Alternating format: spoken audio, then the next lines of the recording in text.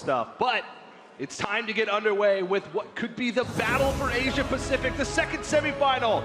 Please welcome to the stage the first player, tom60229. Second world championship for Tom. At the first, he exited 0-2, but at this one, he is looking for the grand finals. And his opponent, 15 HCT match wins in a row. It's Surrender. I think after Surrender's performance this weekend, he is the best in the world. Semifinals 2, tom60229 versus Surrender. 톰 선수랑은 저랑은 Since Tom was in a different group from me, I haven't been able to watch him play, but I know he has a very similar lineup to Stanudachi. Surrender is a very consistent player. He has performed very well. Because we are in the same region, we have met a number of times in competitive play. I am looking forward to facing him because I really like his lineup. He's from the Asia Pacific region, and he is a very good player. His play is top-notch, but I'm hoping that because my decks are more favorable to his, I should have a better chance to win. It should be a good show for everyone. tom60229 versus Surrender. Let's see what you got. And it's time, semifinal number 2. Who's gonna join Frozen in the grand finals of the 2017 World Championship? We'll take a step back and look at their lineups, and only difference really being the Aggro Druid versus the Jade Druid. And another interesting thing is Surrender bans the Highlander Priest away from Tom and leaves up that Cube Warlock. Why is that admirable? Well, a lot of times when you're playing these aggressive lineups, Warlock is a class you're looking to dodge. It traditionally is stuffed full of ways to simply remove the board and then defend yourself. With Tom's Cube Warlock, he has copies of Doomguard in the deck, and what that means is a card, Possessed Lackey, won't guaranteed pull a Void Lord when it dies. Sometimes it will pull a Doomguard. That little bit of advantage that Surrender can get from that outcome means that sometimes he will have the aggression to simply push through. If this was a traditional control Warlock, he would be banning it, I believe. But since it's that Cube Warlock, he gets that little bit of extra edge. But already, right away, this is the one I want to talk about, the major difference in the lineup. Tom is bringing Jade Druid, and Surrender has brought Aggro Druid to the table. Jade Druid, in my opinion, has been the deck of the tournament that's so important to people's lineups. It needs to get a win. And against aggressive decks, it definitely can struggle in that spot. However, Tom has brought the Oaken Summons Ironwood Gold. Yeah, which is slightly better against the aggro versions. But Jade Druid's still floating underneath a 50% win rate throughout the event, so it still is going to be a tough matchup. And like you said, it's going to be crucial that Tom finds a win. And for his sake, he wants to find a win early because that makes the rest of this match easier for him. But starting off, patches drawn for Surrender, not what he wants to see. But he does have some good stuff to scale up the early curve. Coin plus Elven Minstrel allows Surrender to sort of get that resource advantage that you sort of need once this game starts to go on. But a lot of times against Jade Druid, you'd rather have early pressure. Yeah. And that's something that I don't think he's going to have enough of at the beginning of this game, especially with Tom's draw, which seems to be quite strong. It definitely is. The early ramp, I think, is quite important to this matchup. To be unlocking card draw prior to having to defend yourself is a very important deal. And Surrender, lacking that little bit of early pressure, sometimes you could be possibly seeing a coin South Sea Captain in the spot and then Surrender starting to push the damage. Instead, because he's got both Elven Minstrels in hand, and he's got the Cobalt Scalebane, he's going to simply look to fortify his position and start to wear Tom out of cards. Surrender's goal will mainly in this game, due to his hand context, be about being strong against Spreading Plague. Yeah, and you just saw on your screen Surrender's path to get to this point in the tournament. He defeated Omega Zero, one of the best players from China. He defeated Stanudachi, one of the best players from Europe. He defeated Frozen, one of the best players from the Americas. The only region left is Asia Pacific, so this is sort of his final test. And the cool thing about it is both of these players have been touted as the best in Asia Pacific for a very long time. So it's really fitting that these guys meet in the semifinals. This really is, I think, like the final test for Surrender, so to speak, where he has been beating all the other regions, and that has been something that's consistent to him throughout this year's HCT. He's just had such brilliant performances, and every single time you see him play, it feels like he's getting better and better. And Tom certainly has his work cut out for him because that's what he's been doing his entire career. That's right. He's already has that World Championship experience under his belt all the way back from 2014. And he said in a lot of his interviews that he felt like he disappointed himself and everybody from his region when he had a pretty rough performance. But now he's back, having a good performance here. And Tom's going to go with double card draw. Yeah, his branching paths. His hand was quite lacking in substance after the Spreading Plague. And so he's got his eye on that Nourish for a couple mana crystals. He wants to pull far ahead, get substantial defense down, and then look to unlock the time to use Ultimate Infestation and the cards afterwards. The key to that is and the cards afterwards. That's where Surrender's going to look to try and punish Tom before that.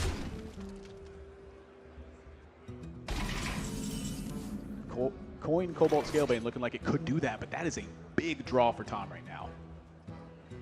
A lot of times the sacrifice you make by playing Nourish for crystals like this is you get behind on tempo. And that's why Arcane Tyrant has sort of made its way into these lists, because these cards that get you behind on tempo, Nourish, you know, even Ultimate Infestation at times. Well, it's Oh, look at this. I'm very curious about that. That pressure seems like it could benefit Tom a lot. Maybe he's looking to see coin in a play from Surrender and then opt for it later on, like behind the Spreading Plague. If he plays it right now, the minions do just kind of run in. Like sometimes Backstab just gets to kill it with the Swashbuckler. And so his goal is to Spreading Plague, load the Tyrant behind it, and then use it to trade off something big. Yeah, I think that's definitely his plan. He realizes that it could just die to coin Valspine Slayer, Spreading Plague, and then throwing the Arcane Tyrant behind it. That is a brilliant play from Tom, and he gets to wipe out this captain. And you can see it on Surrender's face, like, yep, that's what I was hoping would not happen. Wow, that is a brilliant display of timing from Tom, where it's not just the most pressure you can put on the board, but the timing of that pressure that is paramount. Deviations from the norm. That's what we've been seeing so far in these these couple semifinals. Definitely high levels of play, and Tom almost to that Ultimate Infestation turn already as we come into like turn 5. So he's got a reasonable turn 9 lined up, which is something that you definitely want when Ultimate Infestation is on your mind, is coming soon.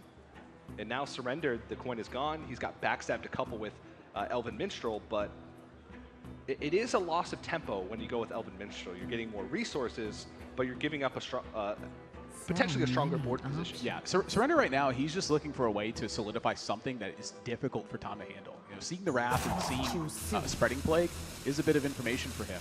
He knows that Tom's going to come correct with something powerful on this coming turn. And so because of that, he just plays another 5/5 and says, all right, then deal with this.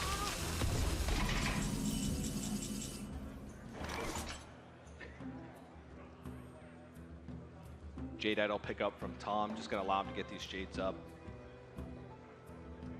But there's still a lot to be thought about in this play. Eye of Blackpaw, while I guess those Shades ramps, it's one of the most powerful cards, also one of the highest win rates in the mulligan, which is weird for a 6-drop. Such a strong card. Yeah. He thought about for a second, maybe Iron Will Golem challenges the board differently, but it doesn't. Eye is definitely better in that case. Tom's going to realize that. Yeah, Tom even going to just trade off his Scarab here, says the job's done. I have board position, I have Ultimate Infestation. I think I can win from here. Great use of his life total, and to recognize that he no longer needs that defense because that's suited just in his aggressive position on the board. Well, if there's any card you want to combo for Elven Minstrel, it's probably Prince Keleseth, since you buff the cards that you're going to draw. But a little late in the game, we actually ran the numbers earlier on this week, and the win rate of Prince Keleseth plummets when it's not played on curve. By, you know, over 10% when you talk about it in that regard. So while it's good, the benefit of it comes from you playing those bigger minions early on in the game. Yeah. Shout out to our friends over at HS Replay. That's right. And now Tom has solidified a fantastic lead in this game, and Surrender's going to need to come with something creative to get him out of this one, because I just don't see a way. It's going to have to be insane. Tom is coming correct with up to 3 more Jades next turn. He's got Malfurion in hand if he needs extra life total. Once he dumps his whole hand, he's already got the second Ultimate Infestation. Yeah. Even that, he can be free also to utilize, you know, if you draw a second Jade Idol, he can probably just play it, because most of the time you don't go to a scenario where you need to shuffle Jades in this matchup. Oh, it's not a fatigue scenario. This is a counter pressure matchup for sure. We saw Surrender talking to himself. He's trying to find a way out of this.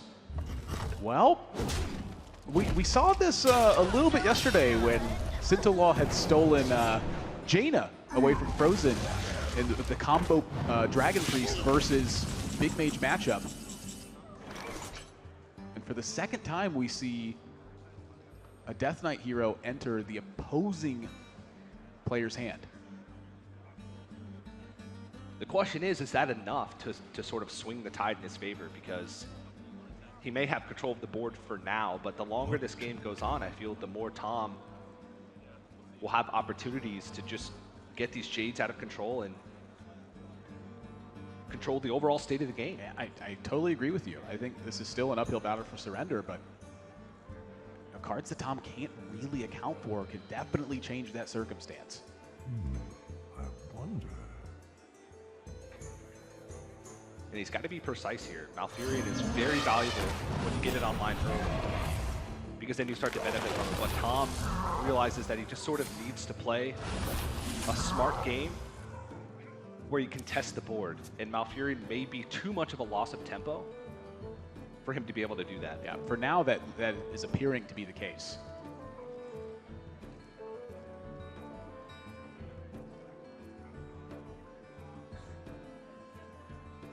My first instinct is Bone Mare, just because you have a Bone Mare. Because and it's 7 or Bone more Mare. mana.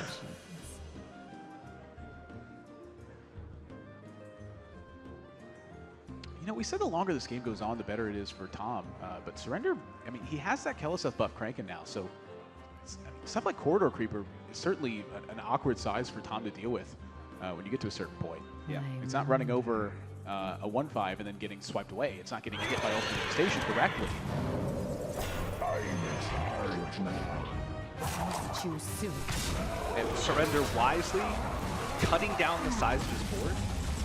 He'd rather have multiple big minions than a bunch of small or damaged minions. Yeah, at this stage, it's so likely for Tom to you know, like have swipe and extra ways to deal damage that Surrender would just rather get the most use out of those cards possible, which is helping protect his big cards.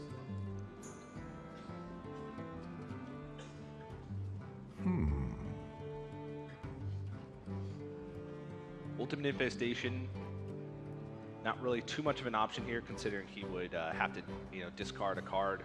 This is looking like one of the opportunities where Tom can try and set up as strong as possible and look for landing that Malfurion. As soon as he's able to land that on a fairly clean board, he really gets out of the game much cleaner after that. So setting up this, another Jade here, clearing off the board with the aggressive use of swipe, this tries to set it up for that Malfurion. And Surrender is going to try as hard as possible to disrupt that at every stage and binds a second Vile Spine to help. Sort of where the name Tempo Rogue comes from. Always playing for tempo from a board where he looks pretty far behind. Still so much defense left for Tom. Because he's got the Arcane Tyrant, he knows the 10 in hand, he can still play a card as well. So another big swing. But now, double Oaken Summons still left in the deck for Tom, and he's drawn all of his 4-drops. So that card later on in the game is going to be just gain 6 armor. That may not matter.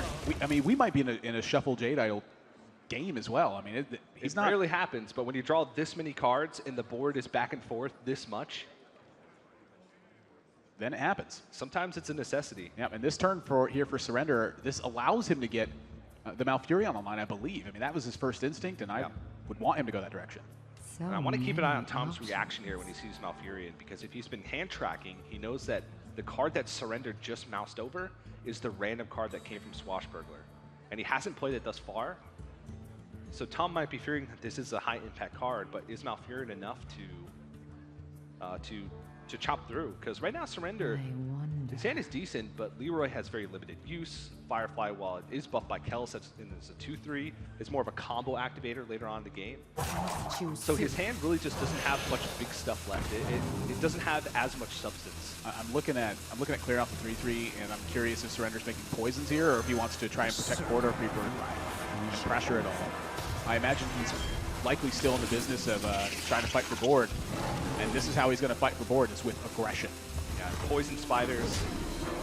That's sort of been the go-to choice for a lot of players here. It's a really awkward card to deal with one swipe gone. And you mentioned it. That card is just plainly 6 armor right now. Gain 6 armor, buff your Jasper Spellstone. That's effectively what that card reads at the moment. Oh, you have Malfurion, do you? Well, so do I. And that's going to buff up the Spellstone too. So that clears off the Corridor Creeper. Surrender loses that value. Hero Power clears off one of the Poisonous Spiders. Tom's weakest minion kills another Poisonous Spider. And it looks like he's going to be left with nothing on board. And Surrender needs something big as a draw. But one thing about Surrender's list is that he doesn't have quite as much top end as some of the players we've seen in the field. He doesn't have Lich King. Edwin Van Cleef, though, that's quite large, but he needs to deal with these Poison Spiders, so we would have to hide it behind a Serenite Chain Gang, backstab one of them. That's exactly where he's going. This is the... Oh, he doesn't. He has the Malfurion Hero Power. Malfurion Hero Power, that's right. Not often a variable that we're used to having to worry about in Temple Road.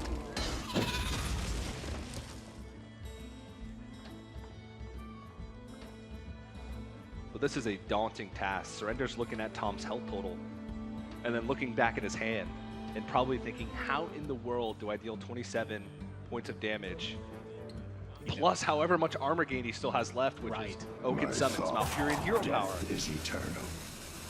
He knows he's still got the 2 Ironwood Golems somewhere in that deck as well. Yeah. And that dread is setting in for Surrender as you see him just sort of take a step back and think, what's my best shot at winning this game?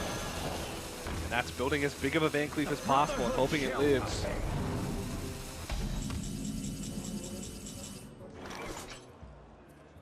And more defense for Tom.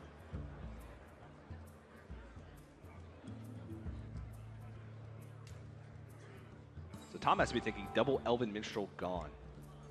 Not much stuff in Surrender's hand. Double Vile Spine gone. Yeah, is the board likely to get bigger than this? But Fandro, you get the best of both worlds.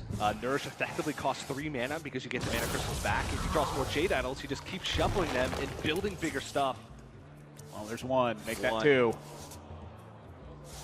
7-7, 8-8, 9-9. Yeah, that's 28 power Tom just added to the board.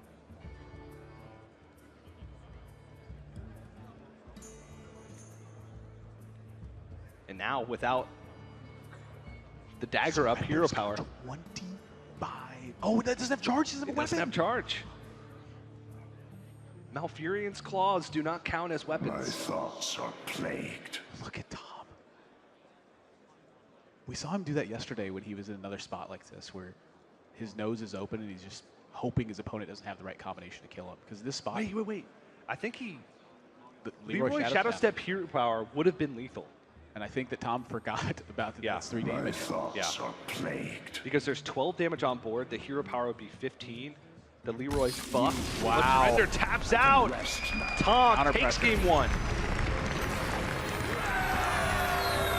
Tom did leave his nose open there to the Leroy Shadowstep. Goodness. If that last draw was Shadowstep, if that draw off the top for Surrender was Shadowstep, that was game. That would have been a brutal way for Tom to lose. And you could see it get to him. There was a chance for him to play around it. He could have put taunts in the way. He could have done a number of things that turn in order to play around that. But in the end, he takes the win. Now the question is, will Surrender answer back and continue his win streak? We'll find out right after this. The quest for Hearthstone's greatest prize continues when the Hearthstone World Championship returns.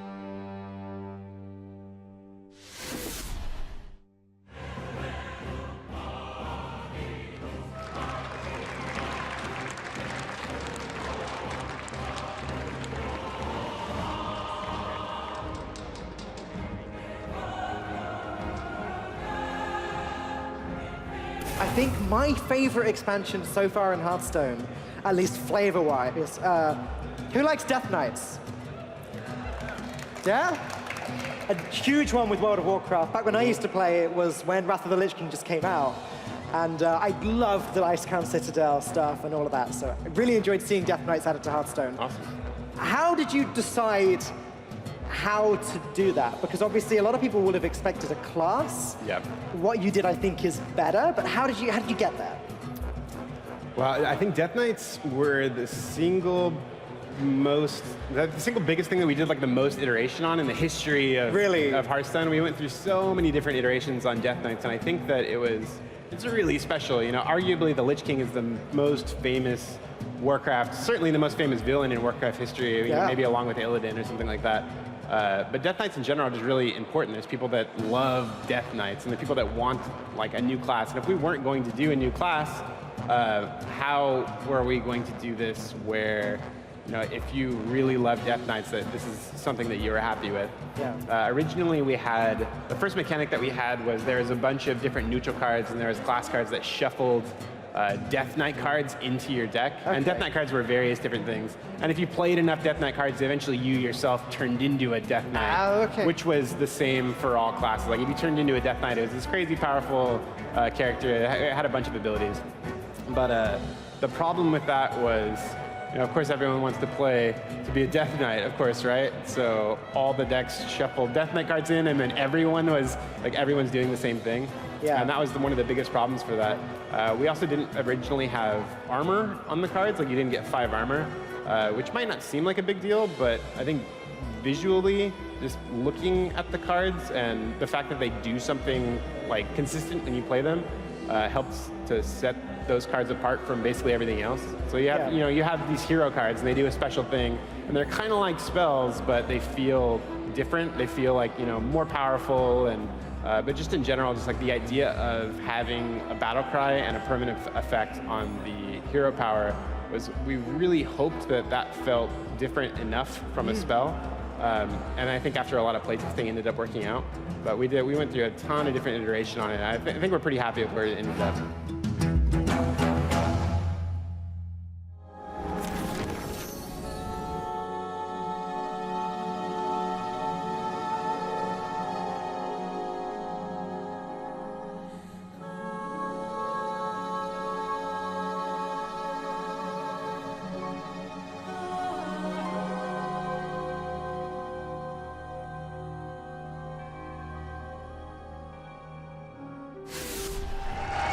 Welcome back, everybody, to the Hearthstone World Championship. You're looking at footage from Frozen.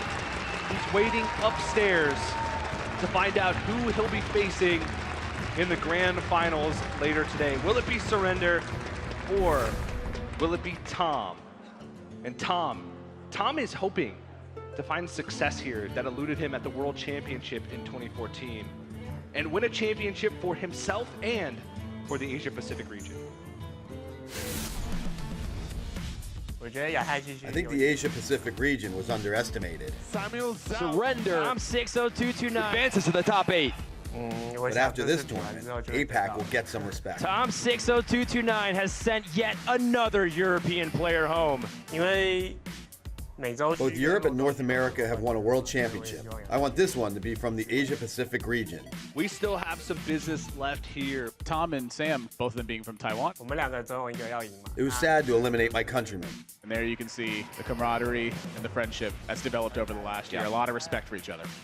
But one of us had to continue to carry the flag, keep going, and try to realize the dreams we both had. Tom is moving on to the top 4. If I win, more people in the region will start playing Hearthstone and following the game. I want to win it all. I try not to think too much about being the first Asia Pacific player to win a title. It's too much pressure. I just need to focus on the game. And one thing's for sure, we're guaranteed a player from Asia Pacific in the grand finals. Down your cards and surrender. Do I have to lay my cards down? What if I just surrender? That's not good enough. You got to give him up. Okay, fair enough. Shout out to the guy holding up that sign as well. Those blue Mammoth shirts means that he had some success at those side tournaments, so give him a pat on the back. Unless he stole it, then don't. But congratulations. But now it's time to get back into this match. Tom currently has a 1-0 lead over Surrender. We're moving into Cube Warlock versus Aggro Druid, and this is a tense matchup. We saw this in the first semifinal with Frozen versus Jason Joe, and Frozen was able to get the better of him, but it took near perfect play in order to do so. There was many moments in that series where if he made a different line than what he did, he would have been dead the following turn. So you have to walk on eggshells in this matchup and make sure you're thinking about everything if you're in Tom's shoes. Now that same goes for Surrender in this spot as well. I mean, it came down to the end where Jason Joe, if he would have traded off the second Mistress of Mixtures, it wouldn't have been able to attack into Jason Joe's 1-2 and set up a big Defile play. Even that one little moment could have changed the way that looked. Every single thing in this matchup is paramount because the edge is just that close. That's right. On Surrender's perspective, he has to worry about playing around the various removal spells that Tom packs, the Defiles, the Hellfires. He has to worry about maximizing his damage because 1 point of misdamage can mean the difference. That's a good looking hand from Tom. 2 kobolds to upgrade that Spellstone the full way. After both of those, that'll be a 7-point drain for 4 mana. He's got Defile in hand to help clear the board already. He's got Mortal Coil to pick off weak minions and draw extra cards from that. This is about the ideal hand for Tom in this spot. He's got the tools he needs to fight off Surrender's pressure early. He still needs to find some of those pieces later on in the game, though. He needs to find something to solidify that victory. Possess Lackey into a Dark Pact or a way to trade it off. Void Lords with Skull of the Minari. But the one thing we talked about in Tom's deck, and this is why Surrender chose to not ban the Warlock despite it being by far the most popular ban choice in this tournament, and that's that Tom is playing the greedier version. He's playing the versions that have Doomguard, which means Possess Lackey plus Dark Pact all of a sudden only has a 50% chance in those cases to pull a Void Lord. And if you pull a Doomguard, oftentimes, while it can fight for the board, it doesn't block enough damage to be able to win you the game. Yeah, not only does he have the Doomguards in there, but he's also got the Mountain Giants as well. His goal was to be stronger versus Priest when it comes to pressure in the matchup. And all of those cards combined together means that Surrender has a window of opportunity to push the aggression and end the game. It's a very small window of opportunity, and it's not always there, but sometimes it is. And so Surrender, when he sets up right here, he's pretty much strong to anything that Tom can come with on this turn. And that Mark of the Asheraj set up to give him draw into the deck, find a Savage Roar, and try to end that game as soon as possible. And Tom drawing 2 Mountain Giants here is a big hurt for him. That is not what he wants to see. Those cards are, in a lot of situations, unplayable against fast matchups because you have to tap and draw so many cards early on. Surrender sets up the Dire Mole here, and that gives Tom the Kobold into Defile. Now there's a 1 health, 2 health, 3 health, and 4 health minion, and they're all gone.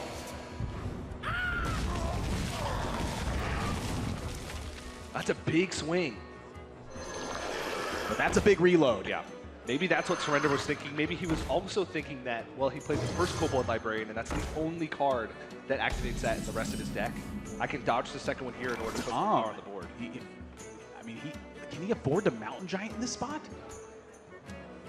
He's facing down 11 damage. Savage Roar will kill him outright. Mark of Yasharaj plus any board buff will kill him outright. And even if he lives after he plays the Mountain Giant, what does he do from there? Yeah, and the thing is, not only does he go, it's a matter of, will he ever have time to stabilize if he takes that much damage? Even if he's not looking at lethal damage, if he takes that much damage, even if Surrender doesn't have Savage Roar, he's probably in a bad spot anyway. So a wise choice by him to get that Spellstone out of the way. But now he needs, what, Hellfire? Exactly. 15 points of damage being represented on the board. He's got nothing defensive in hand. This is the nightmare for Tom, is you draw all of your clunky cards, and you never have an opportunity to wipe out the second wave of pressure. Mountain Giant mixtures seems like the only play that he can really make. And then he has to hope for a miracle draw, and Surrender is still on Mark of the Lotus as an out to win the game moving into the next turn. He's got 2 copies left in his deck. That's why I look at this hand and I wonder, how does Tom win if he actually just plays the big boys? He can't. I think that this is possibly a life tap scenario and hope for the best. Oh! Hellfire gets found. But Tom's not out of it yet. So that's all that mana that Surrender's invested now goes back.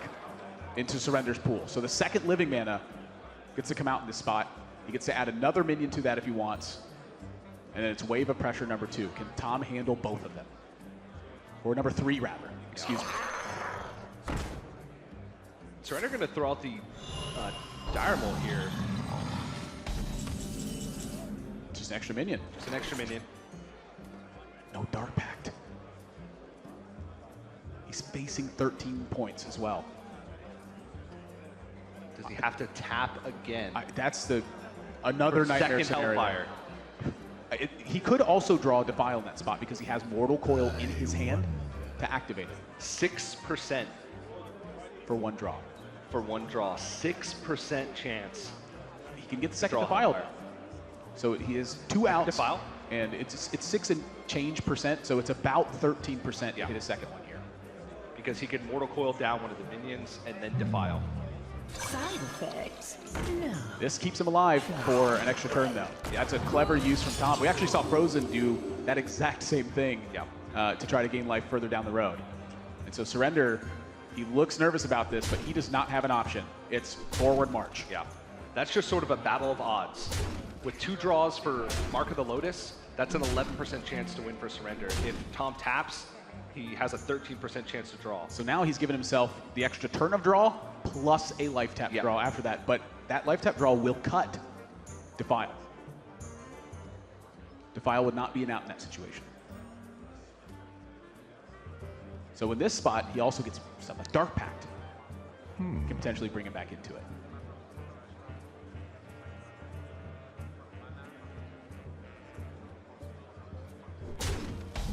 What's in the 4? Prince Taldaron.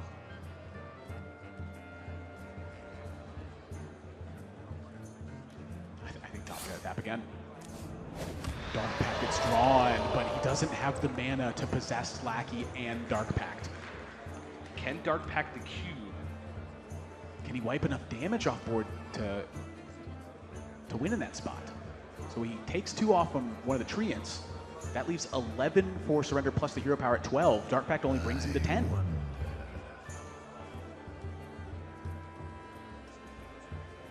Doesn't look like enough. He needed that Dark Pact off the top, and then he needed to take that 50% chance to get Void Lord instead of Doomguard. And he Surrender ties it up. All in pressure is the name of the game for his aggro druid deck. And just barely gets there. Every single turn on the brink of disaster, but he ties the series. And again, that's a good call from Surrender, leaving that deck up because he knows that it's way more vulnerable to the aggressive decks because of the fact that it's greedier with Mountain Giants, greedier with Doom Guards, and he capitalizes it and ties up the series at 1 apiece. And currently Surrender on a 15-match win streak. In fact, nobody's been on more of a hot streak than Surrender lately. But his 2017 didn't start out that way. 스프링 때까지만 해도 Last spring, I decided to change my approach to the pro Hearthstone scene. 스트리밍으로도 I used to think that I didn't have to play in all the tournaments because I was making money by streaming, and I thought that was good enough. Look at that smile. It's a spring champion for 2017. 썸머 스프링 시즌에 Then my good friend Hoy won the spring championship. And I thought, I'm not going to be remembered if I'm just a mediocre player. I decided that I wanted that too, and my attitude changed. We have a champion. Surrender from South Korea is your Hearthstone Championship Tour summer winner. 작년 썸머 때부터 I have a win streak that's been going on since the summer championship. Surrender advances to the top 8. It's definitely increased my focus. I want to see how long I can extend the streak. We're going to be seeing him semi-finals of the Hearthstone World Championship. If I don't win now, I will have lots of regrets.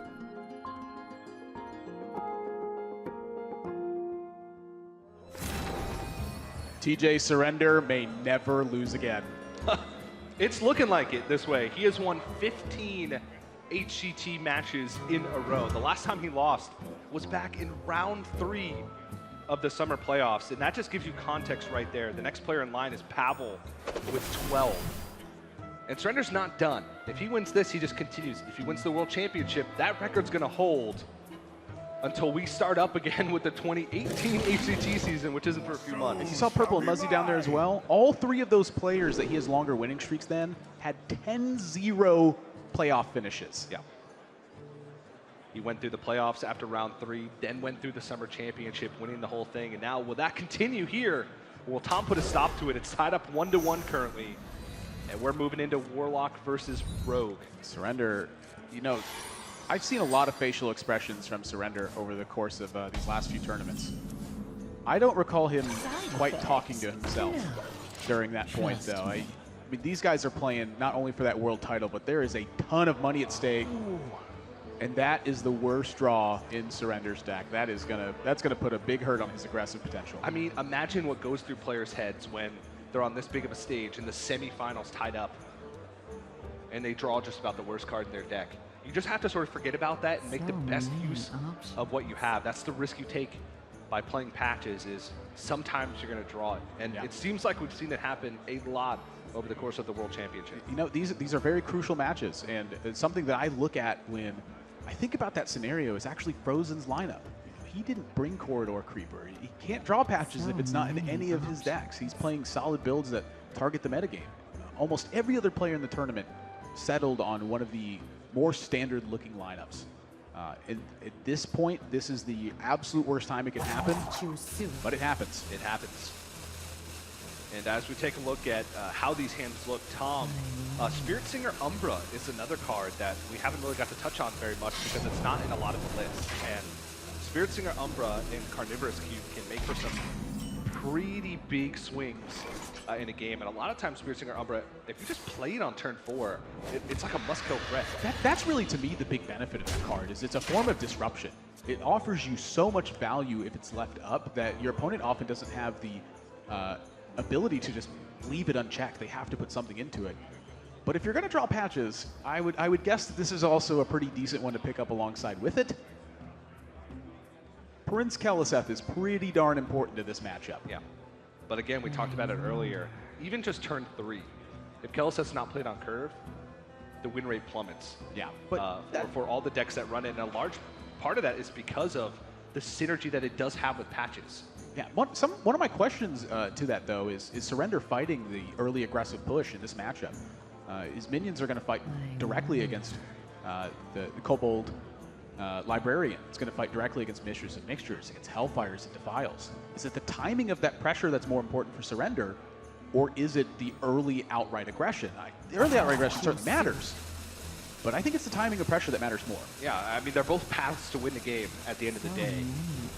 And you're happy to see it drawn on turn 3 than drawn on turn 15. Right. But still, now the big thing here for Surrender is pacing out these threats. Yeah, playing Prince Keliseth on 2 is great, but what are you doing after that? It just gets challenged. He needs to put something on the board. Surrender realizes this and goes with a pretty small Edwin, but an Edwin that's not being challenged at that. And this does hurt Tom's ability to just coin out that Spirit Singer Umbra if that was ever on his mind, though. Yeah. So he's looking like Surrender is actually going to get quite rewarded for this play. And I like this, too. Again, the early aggression matters, but it depends on what form of it. Stacking up minions that are large works better against these Control Warlock decks because they have so many tools to pick apart small boards. And now Tom trying to think through this one. He could tap play Mistress of Mixtures that still lines him up for a Mountain Giant play on next turn.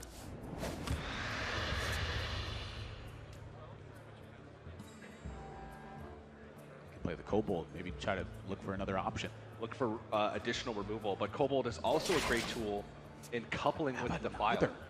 Well, I mean, right now it just sort of gets eaten up. Well, this is, I think, a brilliant play from Tom. And the reason why isn't because I think the Mistress gets eaten up. It's because knowing that Surrender has that 4/4 on board means it's very difficult for him to play a 3 health minion right now.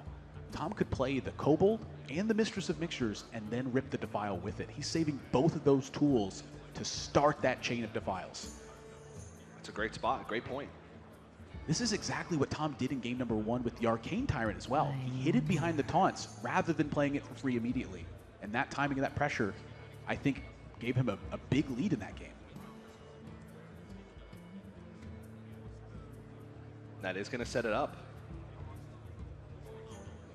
Proof is found. Surrender now, though, likely to play, seems like Patches plus Minstrel next turn, so this is the time we want to get Kelseth rolling when you're about to start generating those resources. His attack on the previous turn with the dagger actually alluded to this play as well.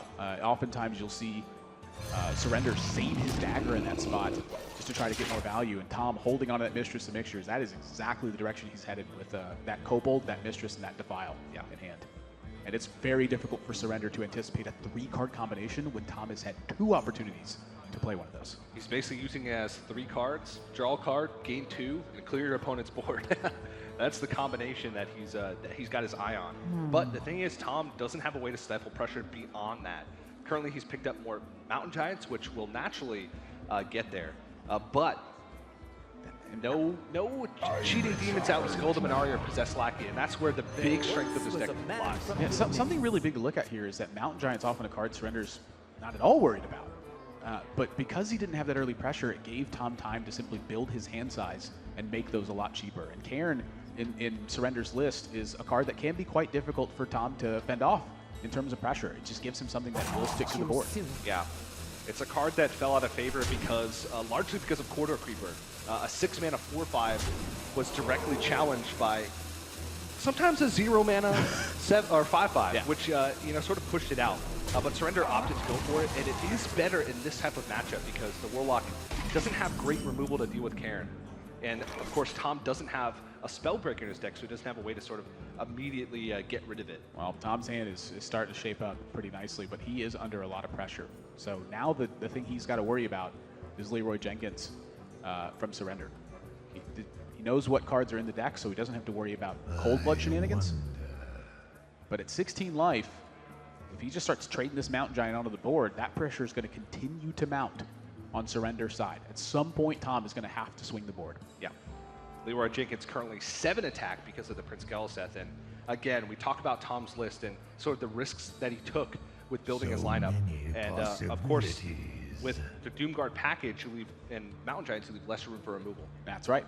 No Twisting Nether in Tom's list. He's got the 2 copies of the Defile, the 2 copies of Hellfire, and the Amethyst Spellstone. That's about it. That's his removal package. He relies on the combos that piece this deck together to get through these parts of the game. This is the other benefit to hanging on that Mistress of Mixtures. You get the time. Mistress represents 8 points of life gain rather than just 4, and some of it's immediate. Well, that's an interesting draw.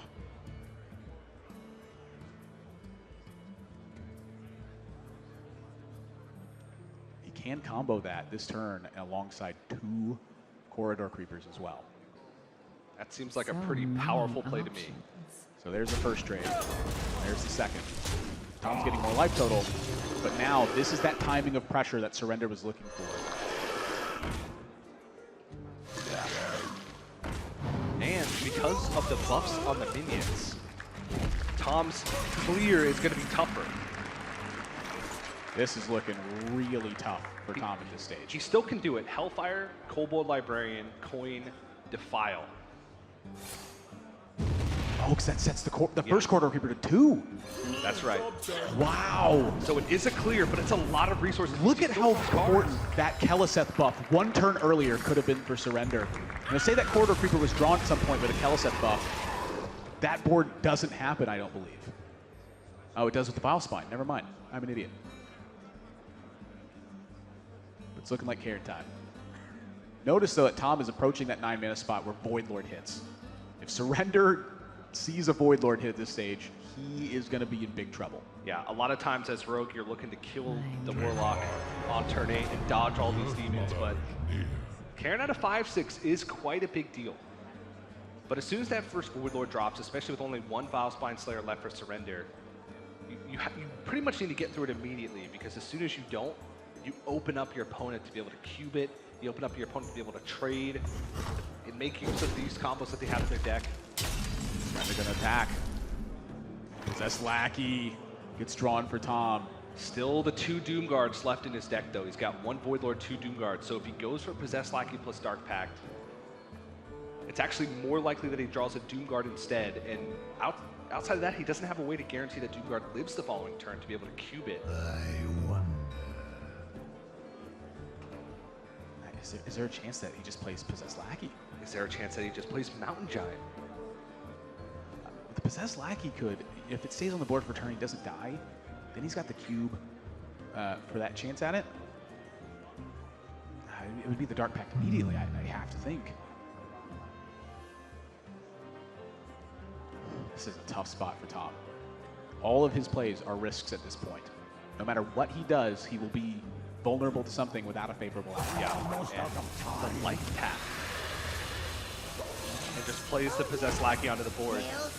That's a 7-point Leroy right now. So 7 plus the 5 on board. Plus 2 from that. Is Surrender 1 damage off lethal? 1 damage off lethal. If he had a dagger equipped, he would end the game right now. And now the big question is, do you deal that damage? With the dagger hit in Leroy, he puts Tom at 2 with SI7 agent in hand. This Possessed Lackey on board, Surrender does not have insight into what's in Tom's hand. I can't believe, I can't imagine here that Surrender thinks that Tom has a Dark Pact in hand already. Tom chose to life tap and play Possessed Lackey, taking a risk on his life total where he could just outright die before that. Yeah. Why wouldn't Tom have Dark Pacted this Possessed Lackey immediately, I think is what Surrender's thinking right now. Because he puts him at 2, he's got the combo activator. Tom would need healing.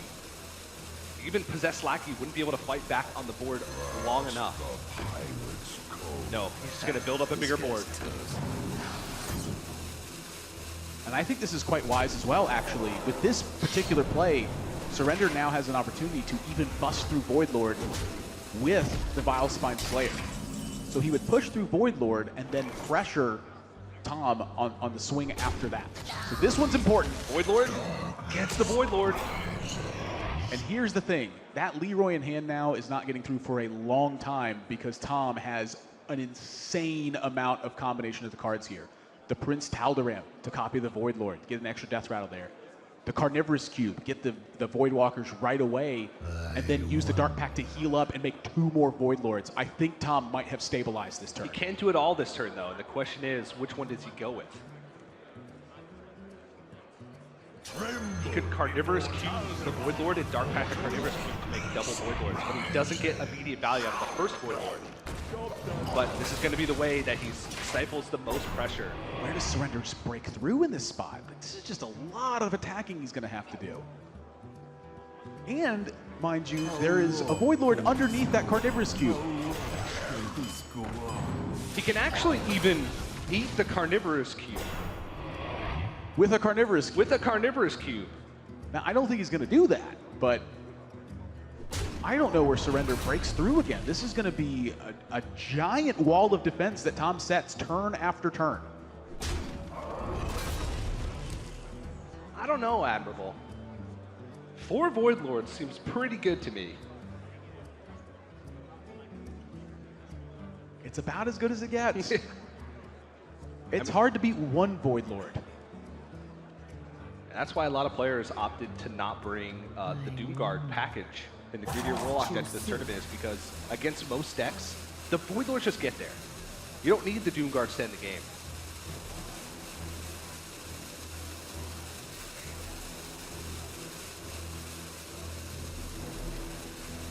And this combat gets really complex. Yeah, your question might be, why isn't Surrender trading off one of these minions? But I imagine that Defile is somewhere on his mind. How does that math change when he has a natural 2 health minion? Tom's not thinking about that. Tom's thinking about how he's about to get 2 more Void Lords. Yep. Yep. Up to 15. And a giant board for Tom. How on earth does Surrender break through?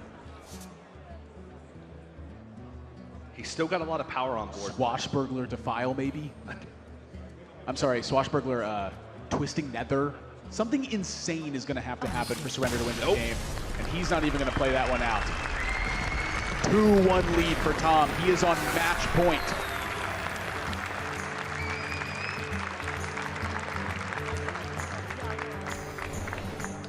Now the pressure's on. Surrender one game away from his hopes at a world champion title will end. But Tom now, he's just one game away, and it comes down to Rogue. Whew. I'm glad I'm not Surrender spot. I am glad I'm not in either of those spots, but we had so many people show up to the World Championship today. We opened another room. You're looking at the theater, which is broadcasting the matches to all the folks that came by and couldn't even make it in the main room. It's an insane atmosphere. It really is. I mean, the energy in the crowd has been insane. Frozen waiting for the winner of Surrender versus Tom. That match is coming up next. He's already through to the grand finals. And that smile, you can tell he's enjoying himself, but I'll tell you who might be feeling it a little bit more than a smile right now. Yeah. It's that guy. There's a little smile. Yeah, I mean, you gotta be happy, but Tom has just been so calm this match. Aside from the one moment where he felt maybe he had made that mistake in game number 1, Tom has looked super focused. We've seen players be up in series and then not be able to get it done with Tempo Rogue. We've seen it time and time again. Think to the Doc Pone match versus Jason Joe. That's right. Doc Pone's on match point, 2-0, 3 losses with Tempo Rogue right in a row. And you know who has a similar lineup to Jason Joe? It's Surrender. So that's a lineup that can beat Tempo Rogue. And right off the bat, Surrender, even just as mulligan.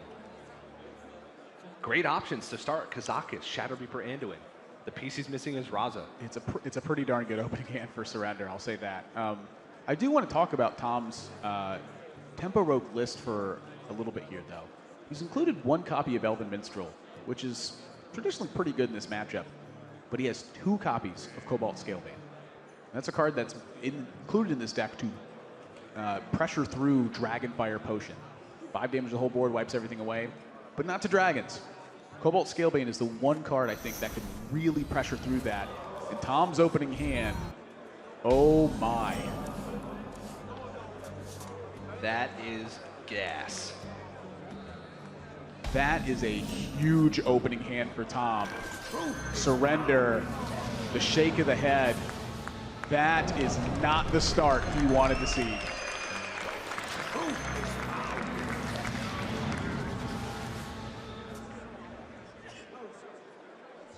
When you put 2 titans of players and of decks in this instance, and of cards, with Kazakis, Shadow Reaper, Anduin versus Keleseth, Shadowstep, Keleseth. Buckle in. Buckle in. Oh my. That I think that's the best draw in Tom's deck right now. Yep. This captain might be a little bit better. I don't know. I like pushing 4 extra damage. The look on Surrender's face.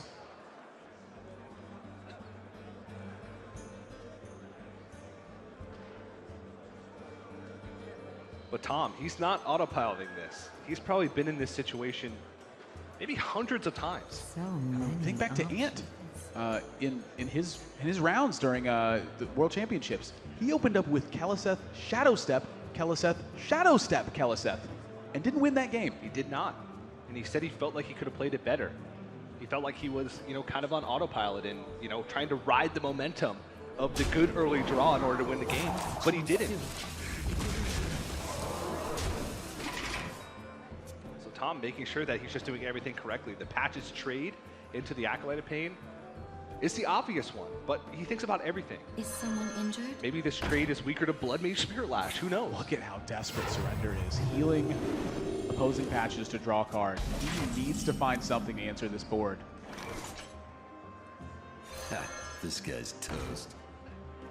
Tom, you want to waste time drawing cards, go ahead. Damage incoming. 12 damage on board, 13 with the dagger hit. Any point of damage. Galaka Crawler? Is there any hope here now? Yeah, but the thing about the Galaka Crawler is, if he does that, what else does he do? He delays Kazakis. Play a Wild Pyromancer? Yeah, Galaka Crawler, healer, player, Wild Pyromancer. Anything to try to fight for board right now. I mean, he's got Psychic Scream in hand. I think there is a chance he can get back into this, but it's going to require It's going to require some picture-perfect draws. That's a start. You know, he can Kazakus for the 1-cost potion next turn as well. And Tom draws a second Bone Mare to go with it. So the pressure really alleviates here for Surrender. And this is exactly what he needed. He needed Tom to stumble for 1 turn to try to get back in. I mean, his next few turns are laid out. Next turn, he can go Kazakus for a 1-mana potion. 6 is going to be the weak point. So many. That's going to be the turn where Tom is going to need to take advantage of something. But then he's got Psychic Scream on 7 into Anduin on 8. That's the solution Tom comes up with. Play a big 7/7. Can you deal with that?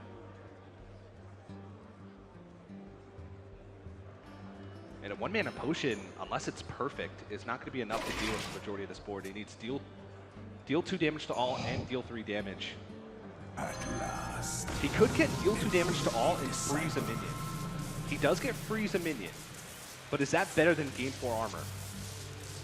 If you need the perfect potion, it just might. Surrender. Look at him in the tank right now. Yeah. How do I win this game? If he picks freeze and then gets deal 2 damage to all, he can kill everything and then freeze the Corridor Creeper. No 2 damage. Oh, those are not good. Not good.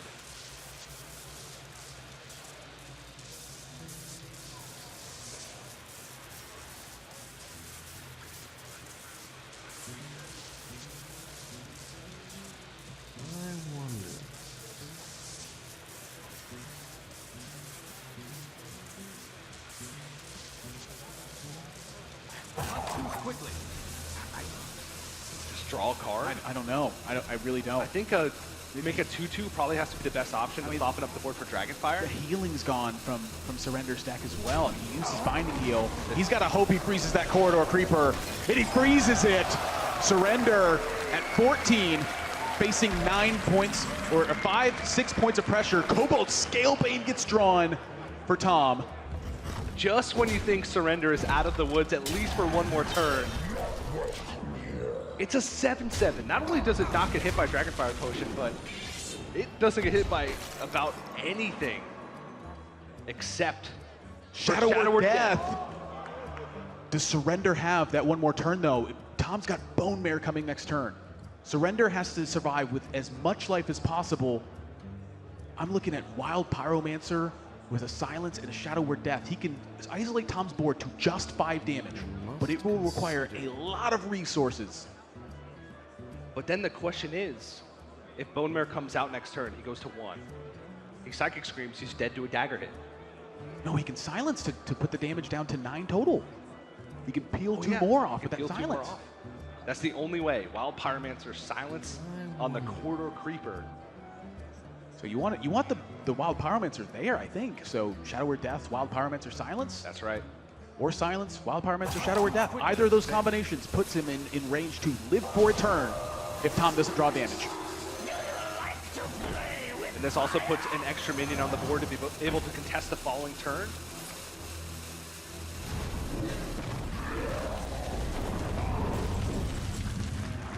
Swashbuckler. Bone Mare will drop Surrender down to just 3 health remaining. It is such an uphill battle for Surrender. Bomb after bomb being played at 3 health. He picks up the Raza. So that's going to be great post Anduin, but he's got a lot to worry about until then. He can actually get away with using the Dragonfire Potion this turn if he feels like that's not going to get any better. That's exactly what he's going to do. That gives him an extra couple points of health to work with, and it gives him the security of Psychic Scream needing to wipe the board in case Tom's got another Cobalt Scalebane, or just tons of pressure. He's also been on a Leroy draw for the last couple turns to just end the game. And this is playing into Shadow Reaper Anduin. Oh, okay, I thought he was going with the Bone Mare.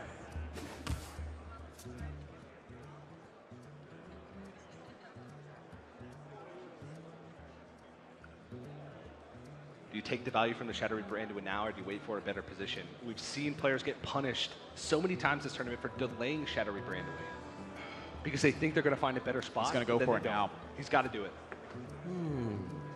This is so tough for Surrender. And again, Tom is the second Bone Mare in hand, and now Surrender does not have a further way to heal remaining in the deck outside of Priest of the Feast. So here's the push. Surrender drops to 2 points of life. South Sea Deckhand. SI7 agent. Leroy Jenkins. A couple of a minstrel that could draw those cards. A minstrel that can draw those cards. All of those things are outs for Tom going to the next turn.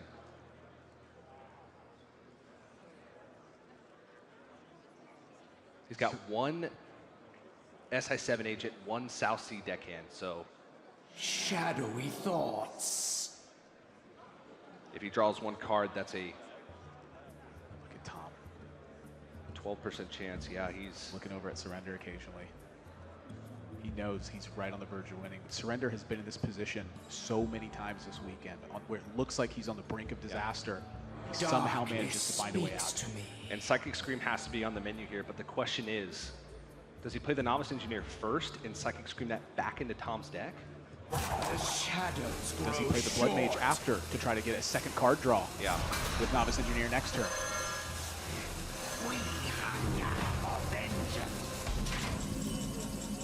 Tom finds the damage. And he's gonna move on to the grand finals, eliminating Surrender 3-1. Ending his match streak at 15 and cementing himself as the king of Asia Pacific. What a series between these two. It was heavy hitting hands back and forth. But at the end of the day, the overwhelming pressure from Tom and the double Keleseth opener was just too much for Surrender to fight against. And now the grand finals are set. It's going to be Frozen from the Americas versus tom60229 from Taiwan. But for now, let's head on stage with Frodan. Tom, that was a pretty intense series. Tell me about how you're feeling right now going into the series and now that you've won. 刚才是非常激烈的一场比赛，然后跟我们大家说一下你现在感受如何？因为过去每一年冠军都有贼，所以我相信我会赢 Frozen。So every world champions that come before us has a Rogue in their lineup, so I think I would win. Well, it's definitely a good precedent. Having Rogue is really important, I guess, just historically. You said that in 2014 you weren't really happy with your play when you came to the World Championship. And you've been commenting about how you've been playing in every series before this. How do you feel like your play is today so far? 你之前也在那个采访中也提到，2014年的世锦赛的时候打得不是很满意，然后也在对那个之前的一些比赛做过很多自我的检讨，然后对目前来说打的自己的表现觉得如何呢？我觉得我今天状况没有很好，像是德鲁伊打贼那一场，最后应该要防炸鸡暗闪，所以我觉得我可以再打得更好一点。I don't think I played particularly that well. I think in a matchup when I played Druid, I should be aware of that my opponent might have Leroy Jenkins, but I didn't really kind of be caught off guard on that. So I should be played better. All right, always looking to improve. My next question is, how do you feel going up against Frozen in the grand finals? People are talking about his lineup and saying that he is going to be the hardest opponent for any lineup to beat. 在那个总决赛那个最后一场比赛会对阵到 Frozen， 然后很多人都说 Frozen 的他的带的卡组是可能说是16个选手里面最难打的。然后你对上他有什么想法呢？他带的 lineup 的确比较好，但我觉得技术上我会赢过他。He definitely has a really good lineup, but in terms of skill plays, I don't think I'm a lesser opponent than he is. All right, it's going to be a great match. Please give a round of applause for tom60229 from Taiwan. He is going to the grand finals, and to prepare for the grand finals, we're going to send it over to Raven Sottle at the desk. Thanks a lot, Dan.